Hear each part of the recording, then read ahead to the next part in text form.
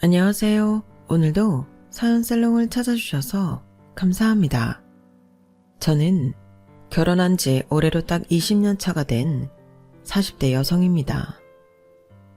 도대체 언제 이렇게 시간이 흘렀나 싶으면서도 조그맣던 딸이 벌써 저렇게 자기 의사도 표현 잘하고 가끔은 엄마랑 놀아주기도 하면서 나름대로 의젓해진 모습에 그제서야 흘러버린 시간을 체감하기도 해요. 아이를 낳기 전에는 낳는 것 자체도 무서웠지만 낳은 이유가 괜히 참 두렵고 불안하고 그랬었어요. 아직 스스로도 미숙하게 느껴지는데 내가 과연 아이를 잘 키울 수 있을까? 내가 생각하는 건전하고 바른 아이로 키울 수 있을까? 세상은 너무나 빨리 변하고 있었고 세대 간의 격차도 점점 벌어지는 분위기에 제가 아이의 세상을 받아들이고 잘 이해해 줄 수 있을까? 정말 별의별 걱정이 다 들었던 것 같아요. 하지만 걱정만 하고 아이를 안 키울 수는 없는 노릇이니 낳고 나서는 정말 최선을 다해 키웠어요. 제가 두 오빠들 밑에 막내로 커서 집안의 경제적인 지원을 상대적으로 못 받고 자랐던 터라 제 아이에게는 그런 서름을 느끼지 않을 수 있도록 일도 육아도 열심히 했죠. 최소한 돈 때문에 하고 싶은 걸 못했다는 말은 안 했으면 좋겠다는 생각이었거든요. 그러려면 남편이 벌어오는 돈만으로는 부족하겠다 싶어서 육아휴직 딱 2년 쓰고 바로 회사에 복직을 했어요. 당시 사회적 분위기로는 육아휴직 쓰고 온 여자들은 책상이 없어져 있어도 이상할 게 없었던 터라 휴직 후 돌아온 저의 입지는 안 봐도 뻔했어요.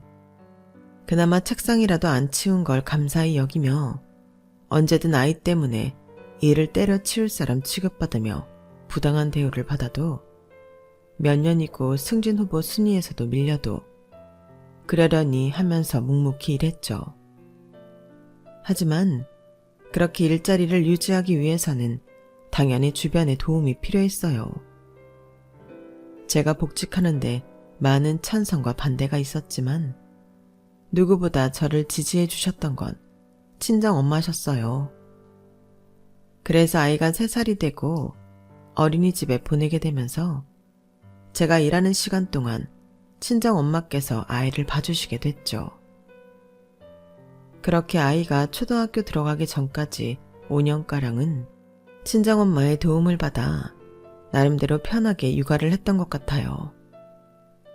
물론 퇴근하고 돌아오면 다시 제 몫을 해야 하긴 했지만 적어도 회사에 있는 시간 동안은 마음 편하게 일에만 집중할 수 있었으니까요. 그런데 어느 날 엄마께서 갑작스럽게 허리 디스크가 터지셔서 수술을 받게 되시고 나서부터는 친정 엄마께 아이를 맡기기가 힘든 상황이 됐어요. 괜찮다니까 얘는 애 안는 것만 조심하면 될 것 같은데 이제 안아줘야 하는 나이도 아니고. 아니에요 엄마, 몸 조심해야 하는데 어떻게 애를 맡겨요. 여기까지 키워주신 것만 해도 감사한데 제가 방법을 생각해 볼게요. 다른 엄마들에게 물어보니 초등학생 아이는 이런저런 학원에 보내서 혼자 있을 시간을 줄인다고 하더군요.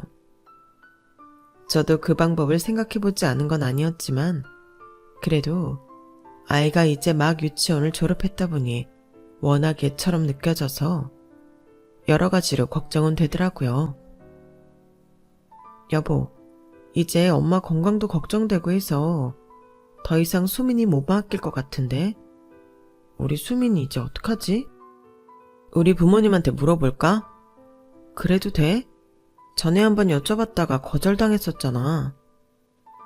친정 엄마께서 아이를 본격적으로 봐주시기로 하기 전에 혹시 모를 상황에 대비해 시댁에도 여쭤본 적이 있었거든요. 그때 하도 펄쩍 뛰면서 아이만큼은 봐주기 힘들다고 하셔서 시댁에 아이를 맡기는 건 상상도 못하고 있었어요. 연세도 있으신데 싫으시다는 걸 억지로 졸라서 맡아달라고 할 수는 없는 노릇이니 저희를 도와주실 수 있는 선에서는 제외되신 지 오래였어요. 그런데 남편이 의외의 말을 하더군요. 그러니까 나도 엄마가 육아는 힘들어서 못하겠다고 학을 떼셔서 그런 줄로만 알았는데 알고 보니까 형네 아들은 봐주고 계시더라고. 그래서 힘들다고 한 건지 뭔지. 아무튼 조카 봐준 지는 꽤 되셨나 보던데 걔네 봐주는 김에 좀 봐달라고 하면 안 되려나 싶어서. 뭐? 정말? 꽤 됐다고? 왜 이때까지 몰랐지? 우리랑 있을 땐 딱히 그런 말이 오고 가질 않았으니까. 어쩐지 조카는 수민이에 비해 할아버지 할머니한테 편하게 대한다 싶더니 성향 차이인 줄 알았는데 같이 살아서 그런 거였나 봐. 아, 그래?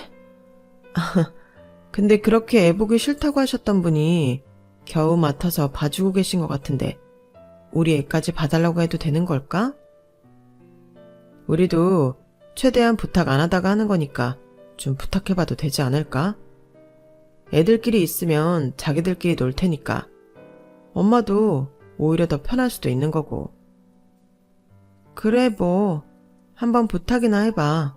싫다고 하시면 어쩔 수 없는 거고.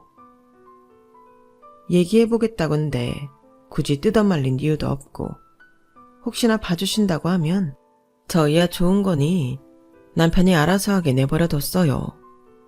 안 될 가능성이 90% 이상이라고 생각했기 때문에 별 기대도 없었죠. 그런데 의외로 몇 주 뒤 남편이 뜻밖의 소식을 전해왔어요. 엄마가 수민이 봐주신대 여보. 어?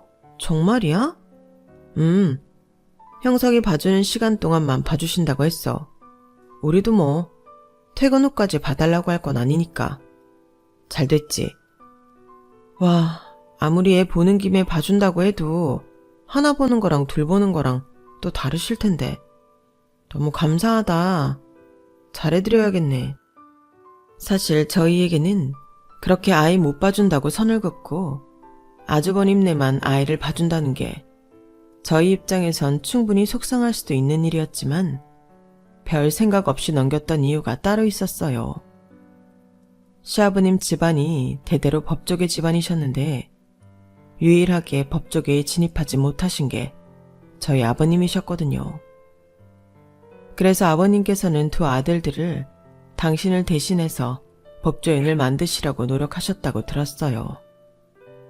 하지만 제 남편은 법쪽에 관심도 없었고 그쪽으로 전공을 할 만큼 성적이 높았던 것도 아니라서 자연스럽게 일반 기업 쪽에 취직하는 길로 빠졌고 어릴 때부터 공부를 잘하고 머리가 비상했던 아주버님은 아버님의 뜻에 따라 법조인의 길을 걷게 되셨어요.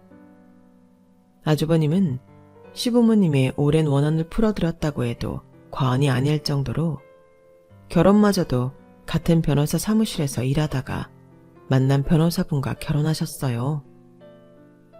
그래서인지 남편에게도 아주버님을 통해 몇 번 변호사들과 선을 보도록 권유를 하셨지만 남편은 결혼도 원하는 사람과 자연스럽게 만나서 하고 싶은 마음에 선자리를 거부했고 지금의 저를 만나 결혼을 하게 되었죠.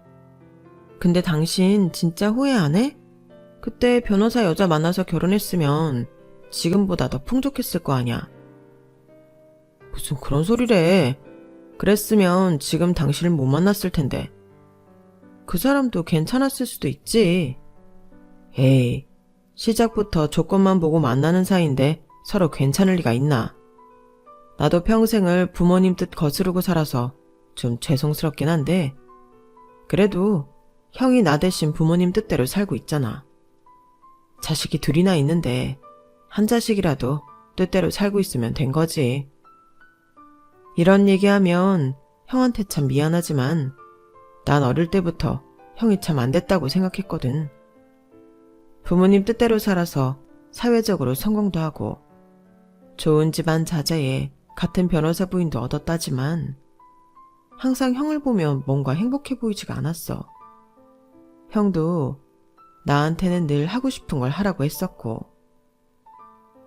정말? 아주버님이?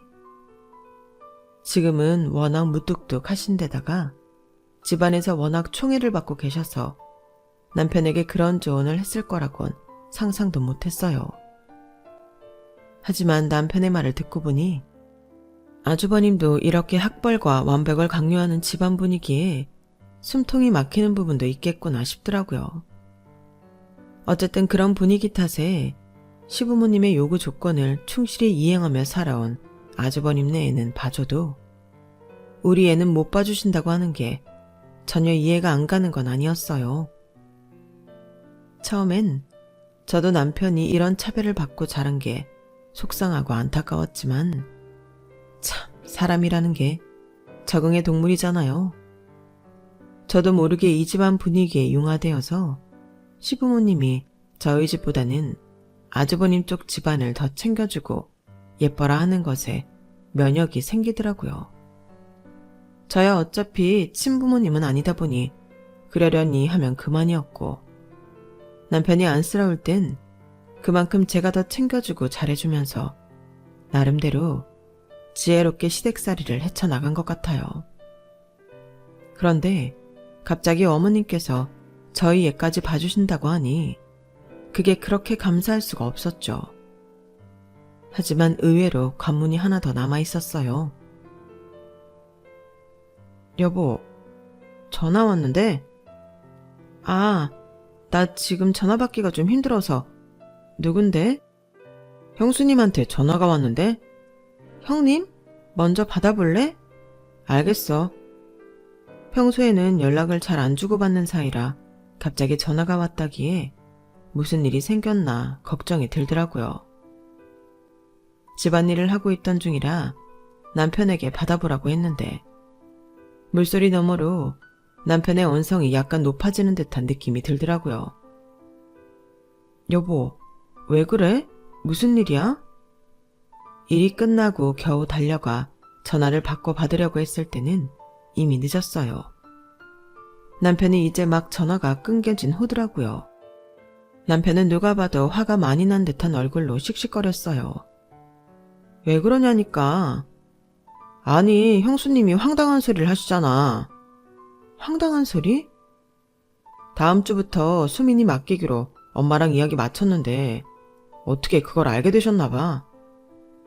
그런데 자긴 형석이랑 수민이 같이 돌보는 거 반대래. 우리 보고 알아서 시터를 구하던지 하지 왜 애들을 같이 맡기려고 하냐잖아. 아니, 형님은 형석이 어머님한테 맡기면서 우리 보고는 왜 시터를 구하래. 그렇게 돈 잘 버는 분들도 시터 안 쓰는 건 다 이유가 있으신 거면서. 형님네가 왜 아이를 어머님께 맡겼는지 물어본 적은 없지만 부모 마음이야 다 뻔하잖아요. 남의 손에 맡기느니 할머니, 할아버지 손에 맡기는 게 아이가 학대의 위험도 없고 애정 결핍을 앓을 부담도 없이 키우는 길이었으니까요. 그러니까 안 그래도 물어봤지. 근데 참, 이유가 화가 나서 나도 좀 흥분했지 뭐야. 뭔데?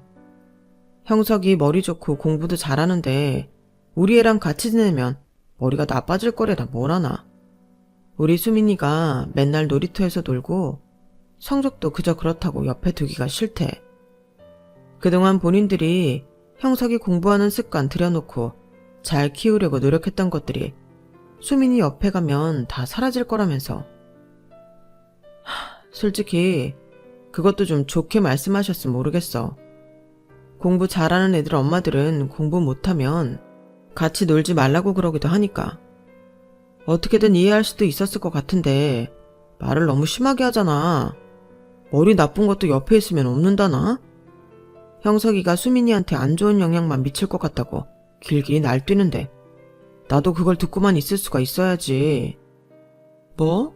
정말 그렇게 말하셨어? 아니, 우리 수민이가 공부는 그렇게까지 잘하지 못할 망정 무슨 안 좋은 영향을 미친다고 그래. 내 말이 그 말이야. 그러니까 화가 나지. 그래서 수민이가 아직 어려서 공부를 왜 해야 하는지도 모르고 동기부여가 안 돼서 그렇지 같이 지내서 나쁜 애로 키우진 않았다고 했더니 비웃잖아. 뭐라고? 그 전까지는 사실 형님과 이렇게 크게 부딪힐 일은 없었어요. 아무래도 형님도 변호사고 하다 보니 그나마 만날 수 있는 명절에도 바쁘셨고 집안에서도 워낙 귀한 며느리 대접을 해주다 보니 형님께서 이렇게 불만을 표출하실 일은 없었거든요. 그래서 이렇게 본인 의사를 강하게 드러내는 것도 처음 있는 일이었어요. 그런데 그게 하필 저희 자식을 까내리면서까지 자기 자식과 함께 붙여놓지 말라는 요구이니 저와 남편은 황당해서 눈이 돌 수밖에 없었어요. 어떡하지? 어머님께 말씀을 드려야 하나? 말씀을 드리긴 뭘 드려. 우린 딱히 불만도 없는데. 불만 있음 형수님이 얘기하라 해. 참나. 그동안 우리를 대체 어떻게 생각한 거야? 어이가 없네 정말. 그러게 사람 진짜 그렇게 안 봤는데 뭐 우리한테 말도 안 되는 짓 했어도 설마 시부모님한테는 그런 소리 못하겠지. 당신 말대로 가만히 있는 게 낫겠다. 괜히 말 얹었다가 집안 시끄러워지는 것보다는. 어머님께 따로 이 일에 대해 말씀을 드려볼까 고민도 했었지만 그냥 넘어가기로 했어요. 아무리 어머님 아버님이 형님과 아주버님을 예뻐하고 시조카까지 예뻐한다고 해도 이런 일에는 화가 나실 거라고 생각을 했고 괜히 집안에 분란 일으키기도 싫었거든요. 수민아, 내일부터는 엄마 아빠 퇴근할 때까지 친할머니네에서 잠깐 지낼 거야.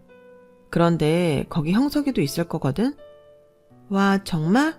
형석이 좋아. 형석이 착해. 그래? 형석이 좋아? 다행이네. 형석이는 원래 나한테 잘해줘. 생각보다 딸의 반응이 좋아서 놀랐어요.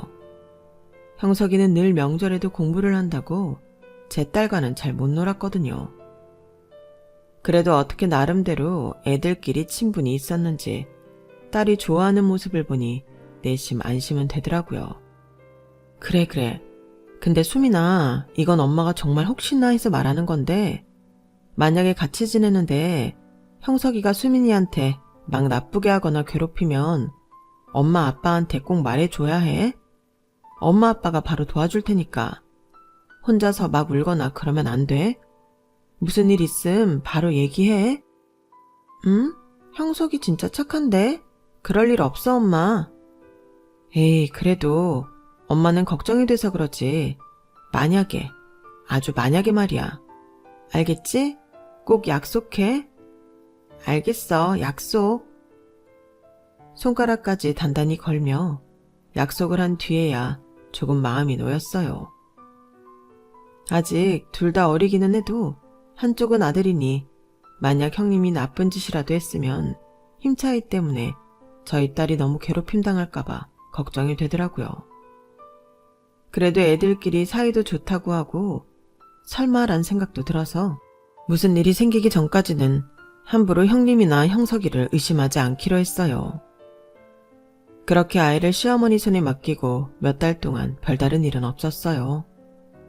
아이는 학교 다녀와서 학원도 가고 사촌과 함께 공부도 하는 시간을 꽤 즐겁게 생각하는 것 같더라고요. 제가 딸을 픽업하러 갈 때마다 얼핏 봐도 둘은 사이가 좋아 보였고요. 그래도 나름 사촌이라고 애한테까지는 형님이 못할 소린 못했구나 싶었어요. 대신 그 뒤로 저한테는 틱틱거리는 게 느셨어요. 원래는 있는 듯 없는 듯 제게 보이지 않는 벽을 두시던 분이었는데 아이들이 시어머니 손에 같이 크는 게 불만이 꽤 크셨는지 그 화풀이를 저한테 하더라고요. 차마 남편에게는 못하겠는지 틈만 나면 은근슬쩍 저를 무시하지 못해 안달난 사람처럼 구셨어요. 처음 몇 번은 저도 울컥 화가 치솟았지만 왜 저러시는지 이유를 알아서인지 금방 쉽게 무시하게 되더군요. 하지만 그 수위가 본격적으로 높아지기 시작한 건 추석날 오랜만에 시댁 식구들이 모여 식사하는 자리 이후부터였어요. 식사를 하는 내내 어머님이 갖고 온 고기 반찬이나 온갖 비싼 반찬들을 다 집어다 형석이 앞으로만 놔주시더라고요. 제 딸은 잘 먹고 있는지 아닌지 눈길조차 주지 않은 채로요.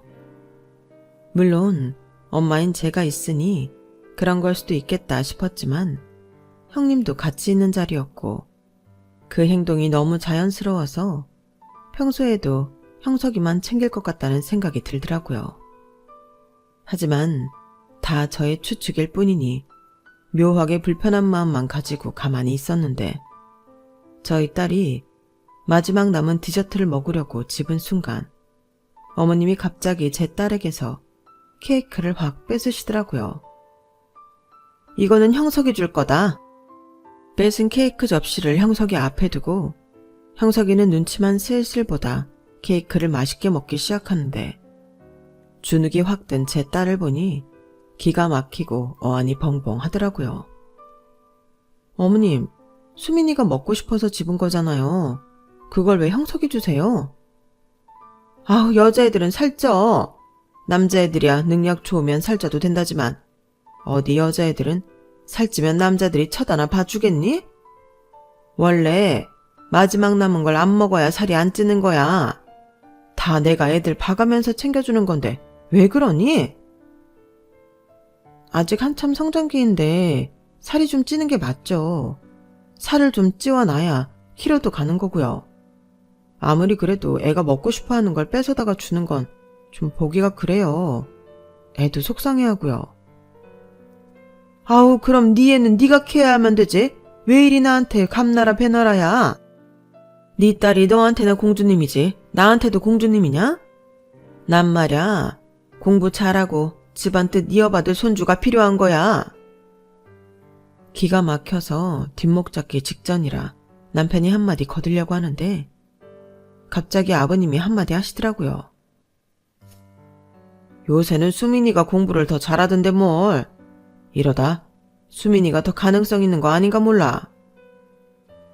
저희 딸이 초등학교 고학년에 올라가면서 부쩍 성적이 오르기 시작했거든요. 시아버님이 아이들 성적에 관심이 무척 많은 분이라 그런지 갑자기 그 얘기를 꺼내시더라고요. 솔직히 난 예전에는 얘네들 자식이라 수민이한테는 기대가 크지 않았는데 요즘 수민이가 받아오는 성적표 보니까 오히려 수민이한테 더 기대를 해볼 만 하겠더라고. 애가 맨날 형석이 공부하는 것만 구경하더니 어느 날부터 자기도 연필 잡고 공부하기 시작하더라고. 그러더니 막 성적이 느는 거야. 이런 거 보면 괜히 맹모 삼천지교 이런 말이 있는 게 아니라니까. 공부는커녕 시간만 나면 동네 놀이터 나가 놀기 바쁘던 애가 공부에 흥미를 붙였으니 원. 둘째 너는 형네한테 고마워해라.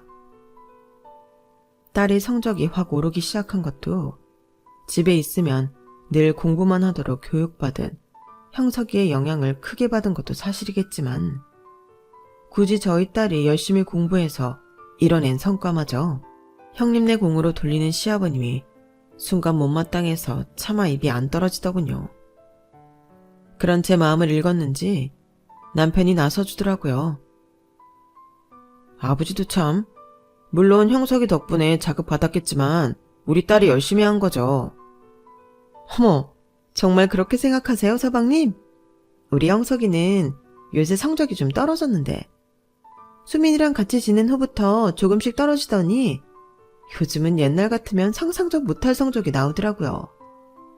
그런데 수민이는 성적이 올랐다고요? 내가 이럴 줄 알고 둘이 같이 봐주시는 거 반대한 건데 부모들이 괜히 자식한테 더 공부 잘하는 애랑 놀라고 하겠어요. 다 서로 영향 주고 받으니까 그런 거지. 아, 우리 형석이는 머리도 좋고 성적 떨어지리가 아닌데 어쩌다 이렇게 된 건지 제가 속상해 죽겠어요 정말. 아우, 신경 못 쓴 내 탓이지 애미야. 걱정 마라. 내가 형석이 다시 마음 잡을 수 있도록 환경을 만들어 놓을 테니까. 정말요 어머님? 역시 어머님밖에 없어요. 어머님도 아시잖아요. 형석이야말로 이 집안 대를 이어서 또 법조계로 갈 인물이라는 걸요. 3대까지 변호사 시켜서 법조인 집안 만들어야죠. 안 그래요? 그럼 당연하지. 우리 손주까지 변호사 하겠다는데 이 할미가 열심히 지원해줘야지. 어차피 여자애들은 공부 잘해봐야 대학 졸업하고 회사 들어가도 오래 다니지도 못하고 시집이나 가버릴 텐데 공부가 다 무슨 소용이겠어요. 아들한테 더 지원이 가는 게 맞죠. 네? 형님, 무슨 말씀을 그렇게 하세요? 요즘은 여자들도 다 능력 있는 시대예요. 결혼도 필수가 아니라서 능력 키워서 경제적으로 독립하는 여자들도 많고요. 그러려면 딸들한테도 똑같이 지원을 해주는 게 맞죠. 저는 제 딸 나중에 하던 공부 다 포기하고 시집가서 전업주부 한다고 해도 지금 당장 배우고 싶은 것들 지원 안 해줄 생각 없어요. 꼭 법조인 집안 만들려고 애를 낳아서 키우는 건 아니잖아요? 짜증이 확 나서 뼈를 때리는 말을 골라서 하니 시어머니와 형님이 동시에 뚜껑이 열리는 게 보이더라고요. 하지만 저도 화가 너무 나서 뱉은 말을 처리할 생각은 없었어요. 저한테는 누구보다 소중한 딸이고 딸이 열심히 해서 이뤄낸 걸 남의 공으로 돌리고 싶지 않아요. 제 딸이 공부를 앞으로도 쭉 잘해서 뭘 하든 전 다 지지해줄 생각이고요. 집안 뜻 안 따른다는 이유만으로 제 딸을 차별 안 해주셨으면 좋겠어요. 아니, 동서 정말 웃긴다. 정말 형석이 공이 없다고 생각하는 거야? 다 원참. 수민이가 형석이 공부하는 스타일을 옆에서 베꼈는지 아니면 공부 정리해놓은 노트라도 훔쳐봤는지 동서가 어떻게 알아? 갑자기 성적이 오를 것 같았으면 진작에 올랐어야지. 동서는 사람이 어쩜 그렇게 뻔뻔해? 그리고 어머님 아버님 입장에선 당연히 될 놈한테 더 잘해주고 투자하는 게 맞지. 어차피 동선의 딸내미는 공부 잘해봤자 변호사 시킬 생각도 없는데 무슨 일을 하게 될 줄 알고 투자를 해.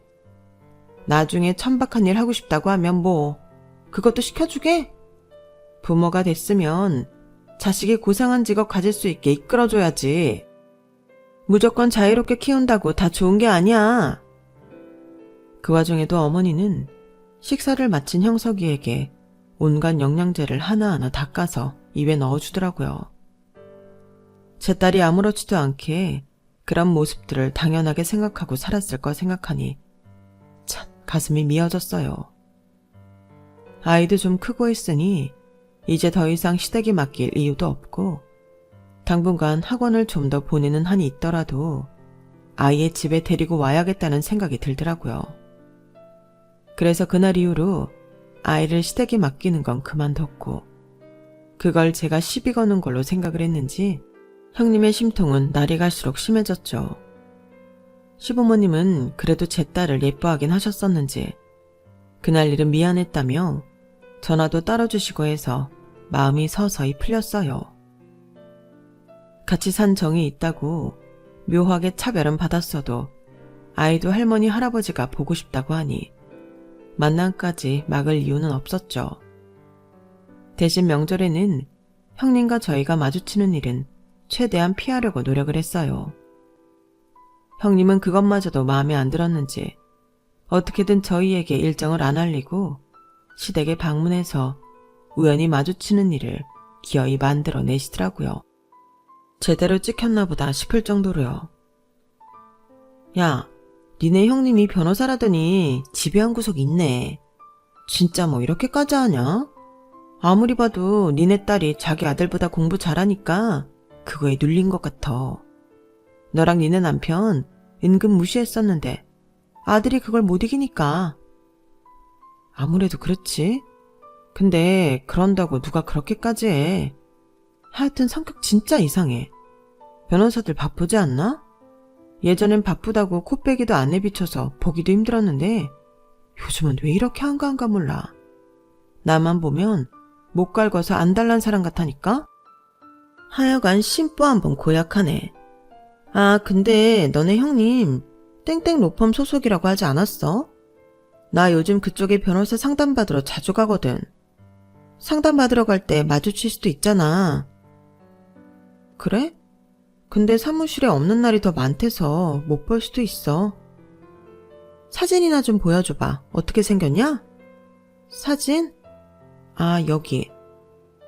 친구가 사업을 하는 애라 여기저기 휘말린 소송건이 몇 건 있어. 변호사 상담을 받고 있는데 그게 마침 저희 형님네 로펌이라고 하더군요. 이야기 나온 김에 얼굴이나 보자길래 예전에 같이 가족 모임 때 찍은 사진이 있어서 보여줬는데 갑자기 친구 눈이 휘둥그레지더라고요. 나 이 사람 아는데? 이 사람이 변호사라고? 왜? 본 적 있어? 본 적이 있는 정도가 아니라 이 사람은 나 정말 자주 봐. 근데 내가 알기론 변호사가 아니라 송무팀 직원으로 알고 있는데? 변호사들 업무 처리해주는 사람들 말이야. 그게 무슨 소리야? 그럴 리가 없는데? 확실한 거야? 확실하다니까. 나 처음 사무실 갔을 때 길에 깔려서 안내해준 분이 이분이고 갈 때마다 몇 번씩 마주쳐서 되게 친근감 있는 분인데? 그러니까 얼굴도 정확히 알지. 아니 세상에, 송무팀이면 변호사랑은 완전히 다른 거잖아. 당연하지, 하는 일 자체가 다른데. 아니 설마 니네 형님 이때까지 송무팀 직원이었으면서 그 로펌 변호사라고 시댁에 거짓말 친 거야? 그러게. 아주버님도 그 로펌 소속인데 둘이 일하다가 만났다고는 들었거든. 그래서 아무 의심도 없었는데 이거 아주버님도 완전히 한턱속이었네. 그 로펌 직원인 건 사실이니까 속이기도 더 쉬웠겠네. 그래도 어떻게 변호사라고 속이냐? 그렇게 너한테 자기는 변호사라고 고고한 척 잘난 척 다 해놓고 사실은 아니었던 거잖아. 내 말이 맨날 자기는 어머님 아버님 뜻에 맞게 결혼하고 아들까지 법조인 만들겠다고 별 유난을 다 떨었었는데 진짜 어이가 없네. 한 번만 더 내 속 뒤집어봐라. 진짜 나 끝장이야. 친구에게 부탁을 해서 형님이 쓰시는 데스크 사진과 송무팀 사무실에 앉아 계시는 형님의 사진을 어렵게 확보했어요. 이렇게까지 하고 싶지 않았지만 만날 때마다 속을 긁어대는 형님 때문에 저도 비장의 무기는 준비를 해야겠다 싶더라고요. 그래도 이걸 밝혀버리면 온 집안이 발칵 뒤집히는 건 감수해야 했기에 최대한 형님이 제 속을 안 긁었으면 싶은 마음도 들었어요. 하지만 결국 선을 넘는 사람은 선을 넘고야 말더군요. 시간이 좀 흘러 아이들이 고등학교에 진학할 나이가 되고 제 딸은 외고에 뜻이 있어 외고로 진학을 했지만 무슨 오기인지 같은 곳으로 진학을 꿈꾸던 시조카는 외고에 떨어져 일반고에 진학을 하게 됐어요. 아무리 그래도 시조카는 계속 좋은 성적을 유지하는 걸로 전해 들었어서 당연히 붙을 줄 알았는데 일반고를 갔다고 하니 의외더군요. 그렇게만 생각하고 가볍게 넘겼는데 저희 애는 외고를 붙었다는 소식을 듣고 심술이 났는지 그날도 형님이 시비를 굉장히 많이 거시더라고요. 아니 우리 수민이는 진짜 형석이한테 고마워서 어떡하니?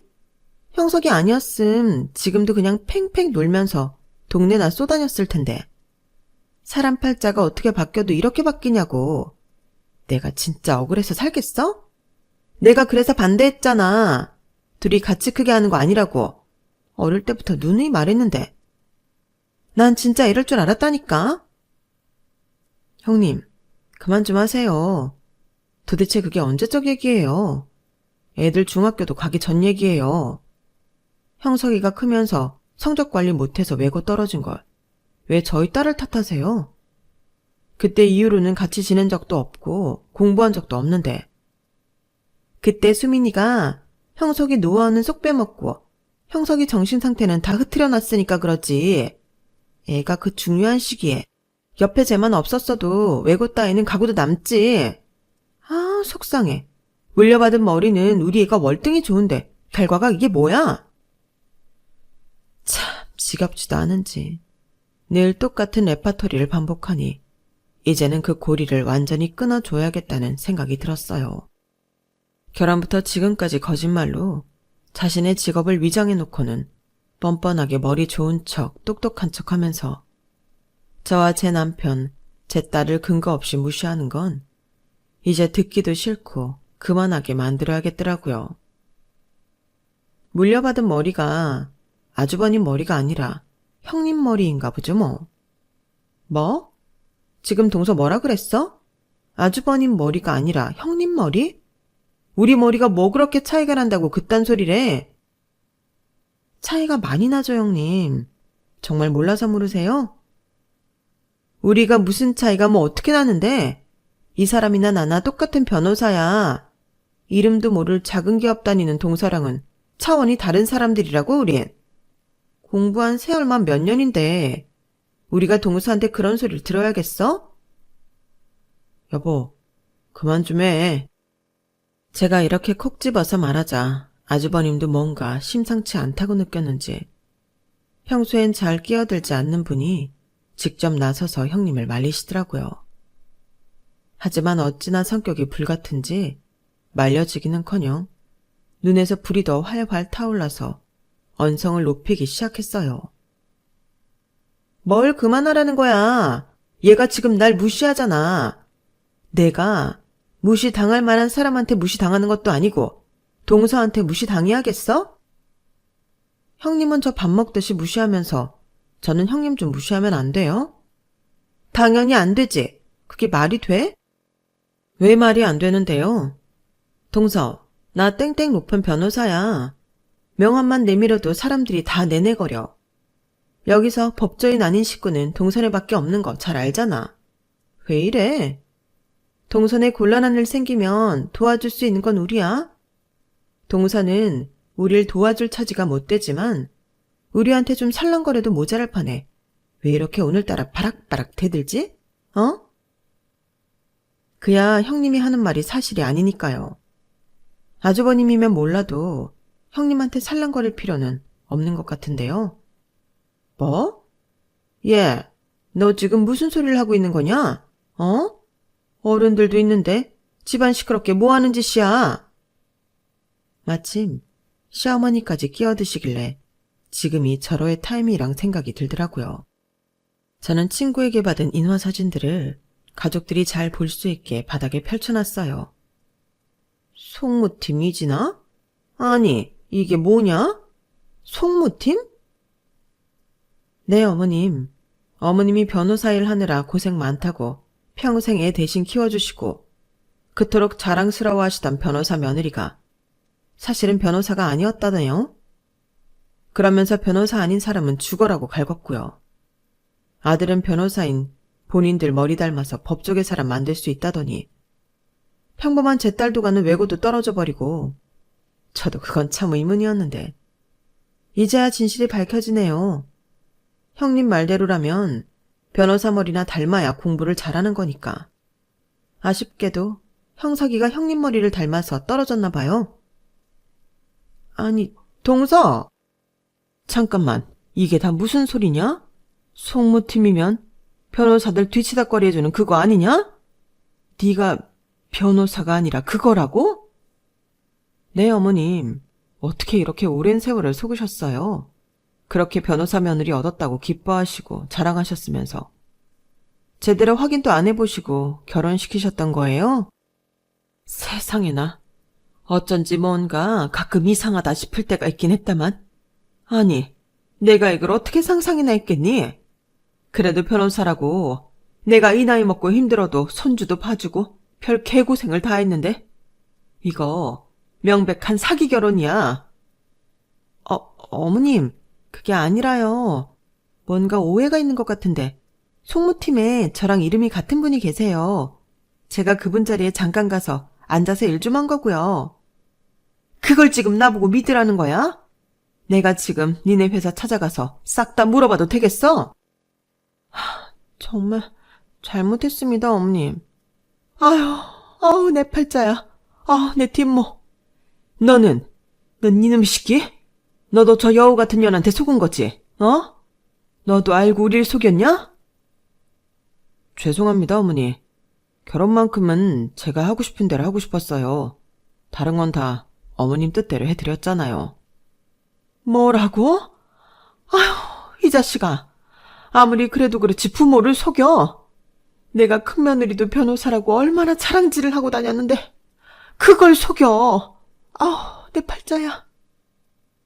시댁은 그야말로 말 그대로 뒤집어졌고 그 이후로 몇 년간은 가족 모임이 아예 이루어지지 않았어요.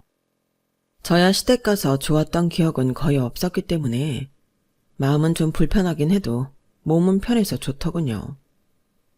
남편과 아주버님에게는 따로 사과는 드렸어요. 괜히 제가 밝히고 싶지 않았던 비밀을 터뜨려 곤란하게 해드렸으니까요. 괜찮아요, 재수씨. 어차피 언젠가는 들킬 일이 없고 항상 마음이 불편했는데 차라리 이렇게라도 들키니 속이 시원하네요.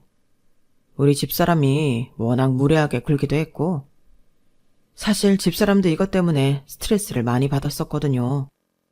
사실대로 이야기하고 결혼하자니 반대할 것 같고 어차피 같은 사무실 다니니 적당히 위장해서 결혼하고 나중에 밝히자고 하고 결혼했는데 좀처럼 타이밍은 안 나고 재수씨 들어오니 변호사 며느리라며 차별이 더 심해져서 도저히 밝히기가 힘들었나 봐요. 나중엔 진짜 착각도 든다고 해서 정신과 상담도 받아볼까 고민했었다니까. 어떻게 보면 재수씨 덕분에 잘 넘긴 거지. 그동안 재수씨도 우리 부모님 욕심에 괜한 차별당하느라 너무 고생 많았어요. 이제는 있는 그대로 좀 같이 잘 살아봐요. 다행히 아주버님은 좋게 넘어가 주셨어요. 알고 보니 형님도 스스로 스트레스를 엄청나게 받으셨던 모양이더라고요. 시댁에서 주는 압박감 아닌 압박감에 병이 들어가고 있던 모양이었어요. 도대체 그놈의 학벌이고 직업이고 법조인 집안이라는 게 뭐길래 이렇게까지 두 집안을 서로 경계하고 갈라놓게 하는지. 시부모님의 과욕과 어리석음에 여러 사람 마음에 멍이 든 것 같아 마음이 좋지만은 않더라고요. 저와 제 자식에게 한 짓은 용서받을 수 없는 잘못이지만 저도 그만큼 되돌려줬다고 생각은 해서 그렇게 죽을 만큼 밉지는 않네요. 당장은 형님과 잘 지낼 수 없겠지만 시간이 지나고 서로의 입장을 헤아릴 수 있는 순간이 온다면 언젠가 안부 정도는 물을 수 있는 사이가 될 수 있지 않을까 싶어요. 제 이야기는 여기까지입니다. 들어주셔서 고맙습니다. 가족과 행복하게 건강하게 잘 지내시길 바랍니다. 여러분, 사연 댓글에 응원과 현명한 조언 부탁드려요. 좋아요와 구독은 저에게 큰 힘이 됩니다. 오늘도 좋은 일 가득하세요.